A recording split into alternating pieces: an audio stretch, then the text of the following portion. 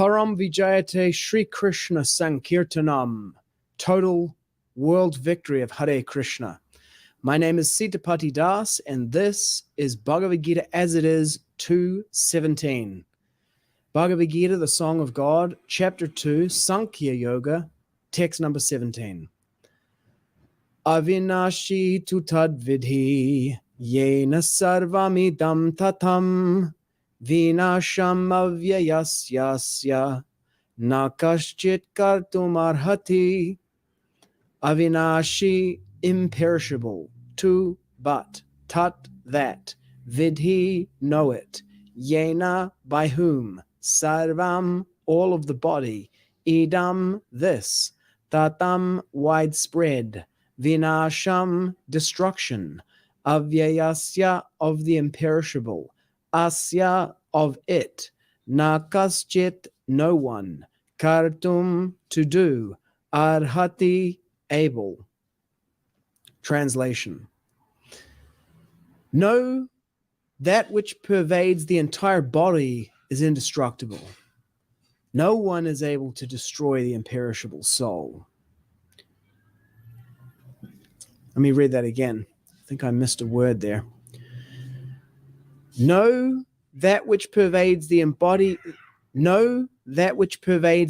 body is indestructible. No one is able to destroy the imperishable soul. I can see what's happening. My memorization of the second edition conflicts with the wording in the first. Interesting. Purport by His Divine Grace Srila A.C. Bhaktivedanta Swami Prabhupada. This verse more clearly explains the real nature of the soul, which is spread all over the body. Anyone can understand what is spread all over the body. It is consciousness. Everyone is conscious of the pains and pleasures of the body in part or as a whole. The spreading of consciousness is limited within one's own body. The pains and pleasures of one body are unknown to another. Therefore, each and every body is the embodiment of an individual soul, and the symptom of the soul's presence is perceived as individual consciousness. This soul is described as 1/10,000th part of the upper portion of the hair point in size. The Svetashvatara Upanishad confirms this. Balagri shatabhagasya shatada kalpitasya cha bhago jiva savigyeya sachanantyaya kalpate. When the upper point of a hair is divided into 100 parts, and again, each of such parts is further divided into 100 parts. Each such part is the measurement of the dimension of the spirit soul. Svetashvatara Upanishad 5.9. Similarly, in the Bhagavatam, the same version is stated. Ke shagra shata bhagasya shatam sha shadrisha makaha Jiva sukshma swarupoyam sankyatito hichit kanaha. There are innumerable particles of spiritual atoms which are measured as 1/10,000th of the upper portion of the hair. Therefore, the individual particle of spirit soul is a spiritual atom, smaller than the material atoms, and such atoms are innumerable. This very small spiritual spark is the basic principle of the material body, and the influence of such a spiritual spark is spread all over the body as the influence of the active principle of some medicine spreads throughout the body. This current of the spirit soul is felt all over the body as consciousness. That is the proof of the presence of the soul. Any layman can understand that the material body minus consciousness is a dead body, and this consciousness cannot be revived in the body by any means of material administration. Therefore, consciousness is not due to any amount of material combination, but to the spirit soul. In the Mundaka Upanishad, the measurement of the atomic spirit soul is further explained. Eshonuratma chetasa vidhavyo yasmin prana panchada samvishesha Pranayshchitam sarvamotam prajanam yasmin vishuddhe vibhavayesh atma yasmin vishuddhe vibhavayesh atma yasmin vishuddhe vibhavayesh atma yasmin vishuddhe vibhavayesh atma. One more time. Haribol. Yasmin vishuddhe vibhavayesh atma. The soul is atomic in size and can be perceived by perfect intelligence. This atomic soul is floating in the 5 kinds of air: prana, upana, vyana, samana, and udana, is situated within the heart and spreads its influence all over the body of the embodied living entities. When the soul is purified from the contamination of the 5 kinds of material air, its spiritual influence is exhibited. Mundaka Upanishad 3.1.9. The Hatha Yoga system is meant for controlling the 5 kinds of air, encircling the pure soul by different kinds of sitting postures, not for any material profit, but for liberation of the minute soul from the entanglement of the material atmosphere. So the constitution of the atomic soul is admitted in all Vedic literatures, and it is also actually felt in the practical experience of any sane man. Only the insane man can think of this atomic soul as all-pervading Vishnu Tattva. The influence of the atomic soul can be spread all over a particular body. According to the Mundaka Upanishad, this atomic soul is situated in the heart of every living entity. And because the measurement of the atomic soul is beyond the power of appreciation of the material scientists, some of them assert foolishly that there is no soul. The individual atomic soul is definitely there in the heart, along with the supersoul, and thus all the energies of bodily movement are emanating from this part of the body. The corpuscles, which carry the oxygen from the lungs, gather energy from the soul. When the soul passes away from this position, activity of the blood generating fusion ceases. Medical science accepts the importance of the red corpuscles, but it cannot ascertain that the source of the energy is the soul. Medical science, however, does admit that the heart is the seat of all energies of the body. Such atomic particles of the spirit whole are compared to the sunshine molecules. In the sunshine, there are innumerable radiant molecules. Similarly, the fragmental parts of the Supreme Lord are atomic sparks of the rays of the Supreme Lord, called by the name Prabha, or superior energy. Neither Vedic knowledge nor modern science denies the existence of the spirit soul in the body, and the science of the soul is explicitly described in the Bhagavad-gita by the personality of Godhead himself. Let's read the verse again. Avināśi tu tad viddhi yena sarvam idam tatam vināśam avyayasyāsya na kaścit kartum arhati. Translation. Know that which pervades the entire body is indestructible. No one is able to destroy the imperishable soul. Om Jnanatimidandasya Jnananjana Shalakaya Chakshur Unmilitam Yena Tasmai Sri Gurave Namaha. Okay, it's a little bit hot in the studio here. It's warming up this afternoon. Let's take a look at the changes. Diff report. So this is this translation that I'm familiar with. That which pervades the entire body, you should know to be indestructible. No one is able to destroy that imperishable soul. That's why I was stumbling over that which pervades the entire body, you should know to be indestructible. Versus, know that which pervades the body is indestructible. That to me would have made more sense if I was the first editor, if I had written, know that which pervades the entire body is indestructible. Or, know that which pervades the entire body to be indestructible. But know that which pervades the entire body is indestructible.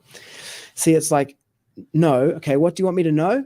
That which pervades the entire body. Is that what you want me to know? No, I don't want you to know that which pervades the entire body. I want you to know that which pervades the entire body is indestructible. Know that which pervades the entire body is indestructible. Or know that which pervades the entire body to be indestructible. Those two versions of that first edition would have been easier to parse. The second edition editor, up to this point, that which pervades the entire body, you should know to be indestructible. My suggestions. Let's see if it takes it closer to Prabhupada. Dun, dun, dun.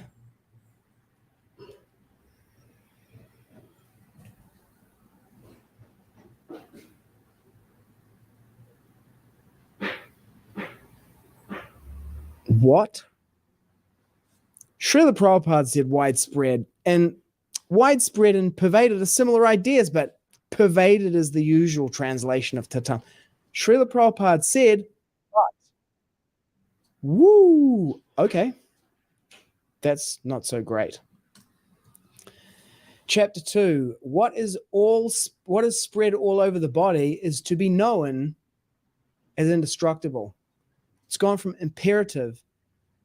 Well, here it's in what is spread all over the body is to be known as indestructible, is in English what's called the passive voicing, is to be known rather than know, which is imperative. Hare Krishna. Or active. Sometimes people say that's active voice, but that's actually called imperative. It's like you're telling someone, hey, pick up the bag, rather than he picks up the bag or he picked up the bag. That's active. He picked up the bag. The bag was picked up by him. That's passive. So is to be known, is to be known. It's kind of like a passive version of imperative. Is to be known as indestructible. As such, no one is able to destroy that indestructible soul. It's indestructible. As such, no one's able to destroy that indestructible soul. What did the first edition editor do with it? No one is able to destroy the imperishable soul. Yeah, no one's able to destroy the indestructible soul. Well, no kidding. And as such, the first edition editor did a pretty good job of that. Hey, let's critique all the editors. The second edition edits are unauthorized, categorically. What else has changed?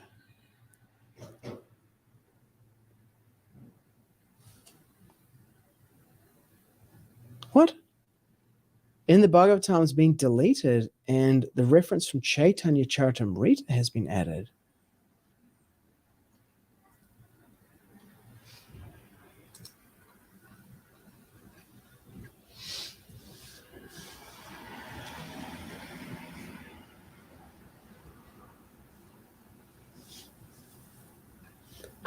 Similarly, the same version is stated. No, but no. Similarly, the same version is stated in the Bhagavatam. But it says it comes from the Chaitanya Charitamrita. Madhya 19:140, where it is quoted from a commentary on the Bhagavatam. Okay, so Srila Prabhupada said, similarly in the Bhagavatam, the same version is stated, and he considers the commentary, the Bhashya, to be part of the Bhagavatam. Why did you change that?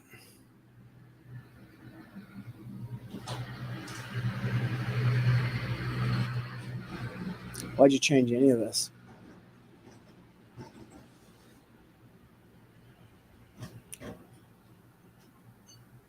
The activity of the generating fusion. Let's have a look at that. The activity of the generating fusion. The activity of the blood generating fusion ceases. So in the first edition, neither Vedic knowledge nor modern science denies the existence of the spirit soul in the body. versus, so whether one follows Vedic knowledge or modern science, one cannot deny the existence of the spirit, soul, and the body.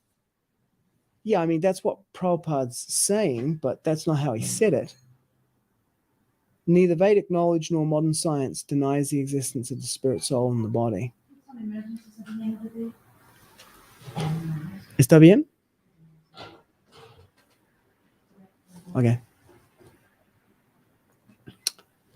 One cannot deny the existence of the spirit, soul, and the body.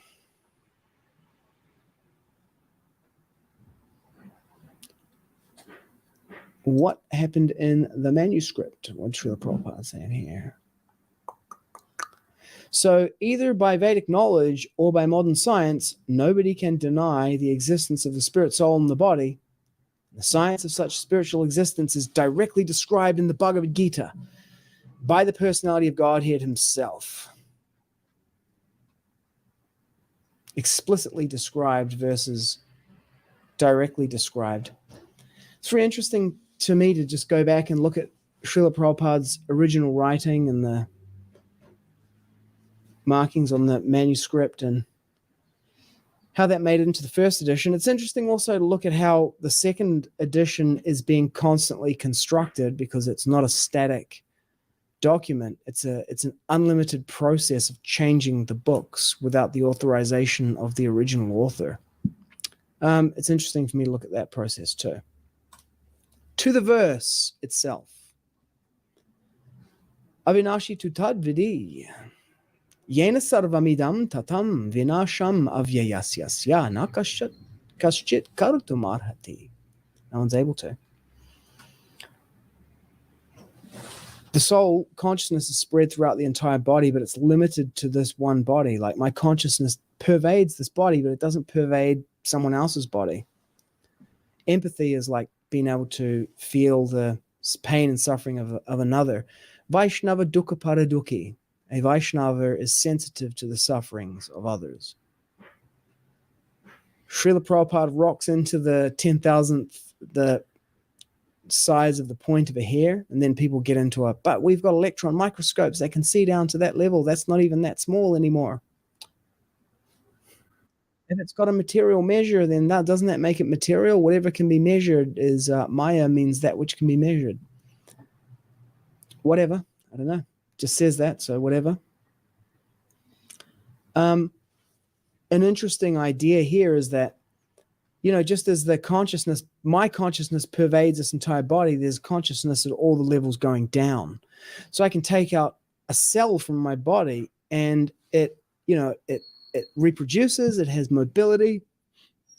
So it grows, it dwindles, there are cultured cell lines. There was like a lady who had cancer in like the 70s or something, and it's still being studied now, and it's grown to a mass like as big as, I don't know, like a skyscraper or something. And it's being divided up and sent around to different laboratories. Those COVID vaccines that they were giving everyone have aborted fetal cell lines from the 70s, I believe, being used to culture ingredients and testing. They're not ahimsa. They're not compatible with no meat, fish, or eggs. They break the four regulative principles. My friend Gaura Prabhu calls them quaxine beef jabs. But my point is that those cells are individually alive and they have a consciousness that pervades them. Then you put the cells together and there's another consciousness that pervades the unit. So there's like a heart. The heart has a consciousness that pervades it. And then as we go larger and larger, till we get to this body here. But then, I'm part of like the body politic or whatever, and that's like Douglas Adams' idea about the earth as a giant supercomputer and all the different biological, nodes and stuff. And there are consciousnesses that are pervading everything all the way up. But Prabhupada's point in here is that the Vishnu Tattva here, the constitution of the atomic soul is admitted in all Vedic literatures, and it is only actually felt in the practical, and it is also actually felt in the practical experience of any sane man. It's like, okay, yeah, I can feel that. I can feel that my consciousness pervades my body down to my toes and my fingers and to the extent of it. Then Prabhupada says, only the insane man can think of this atomic soul as all-pervading Vishnu Tattva. He's arguing against two different opponents in this purport. It's quite a long one, gives you the hint. In the first part here, he is arguing against someone else's commentary on this verse, where this person has equated the individual soul with the all-pervading consciousness of the universe, all-pervading Vishnu Tattva. And so this first part here is an argument against that commentary and that commentator. Obviously, this verse is used as a pivotal argument in establishing that you are the supreme and you pervade the entire universe in someone's presentation somewhere.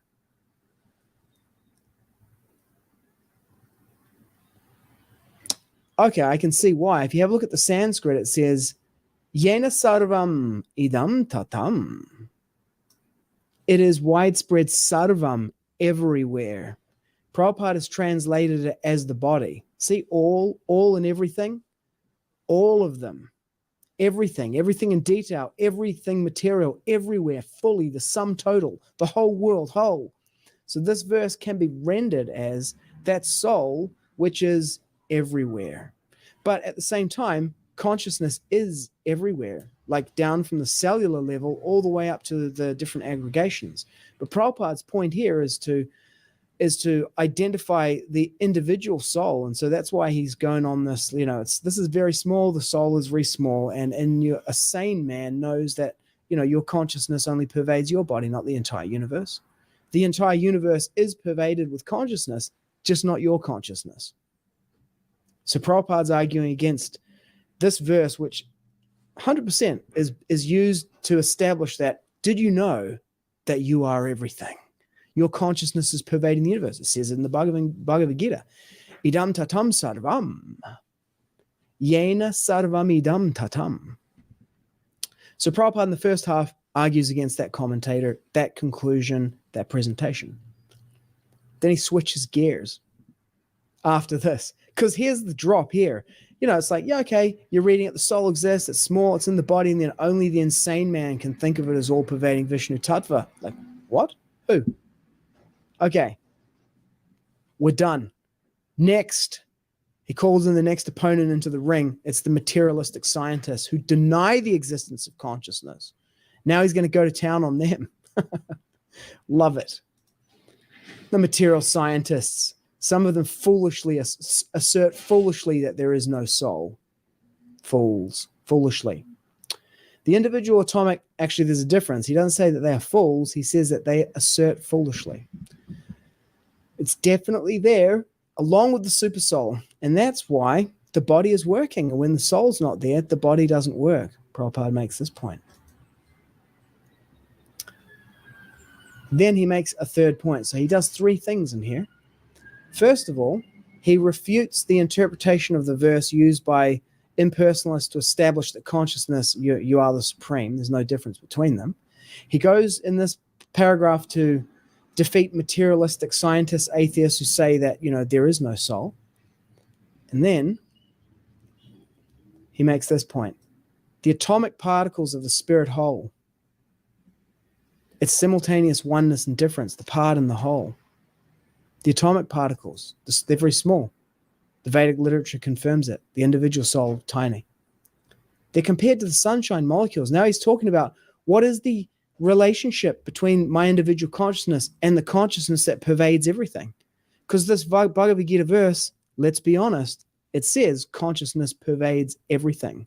It's everywhere. Yena sarvam idam tatam. It does actually say that. But it is like, like in your experience, you have the experience of your individual consciousness pervading a limited field of the universe, not the whole thing. So how is that? Easy. Just like the sunshine is there and there are molecules of sun, is light a photon or a wave, It's a photon in this example, the molecules of the sun, sunshine molecules. In the sunshine, there are innumerable radiant molecules. Similarly, the fragmental parts of the Supreme Lord are the atomic sparks of the rays of the Supreme Lord, called by the name Prabha, or superior energy. Amazing. Is light a particle or a wave? It's both, depending on how you look at it. Are we individual or part of the Supreme? Are we like one with the Supreme or different from the Supreme? It's both, and it depends on how you look at it. And Prabhupada's giving a beautiful analogy here to explain it. And then he lands it at the end. I just took out two opponents. Neither Vedic knowledge nor modern science denies the existence of the spirit soul in the body, and the science of the soul is explicitly described in the Bhagavad-gita by the personality of Godhead himself. This is Bhagavad-gita as it is. You know, someone might say, oh, Prabhupada is like covering the, the impersonal aspect, but not at all.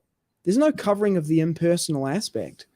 You know, you have the sun, which is the personal aspect, the sunshine, which is the impersonal emanation from the source, but then within the impersonal emanation of the source, you also have personality or individuality in the form of the photons of light. But then in another vision, they aren't individual photons of light. It's simply waveforms of the structure of the thing, the supreme Brahman in this case, or of light. And there's two ways that you can look at it.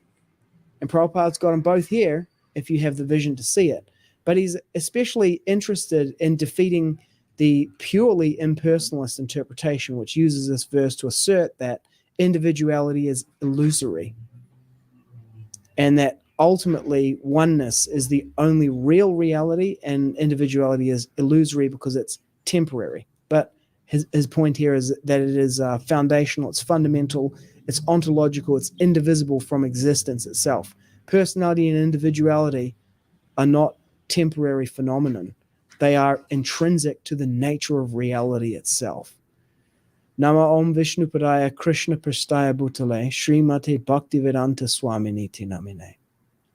Namaste Saraswate Deve Gauravani Pracharine Nirvishesha Shunyavadi Paschatya Desha Tarine. Srila Prabhupada came to the Western countries to preach the message of Sri Chaitanya Mahaprabhu and to defeat voidism and impersonalism. And he's doing it masterfully in this purport. Param Vijayate Sri Krishna Sankirtanam, total world victory of Hare Krishna.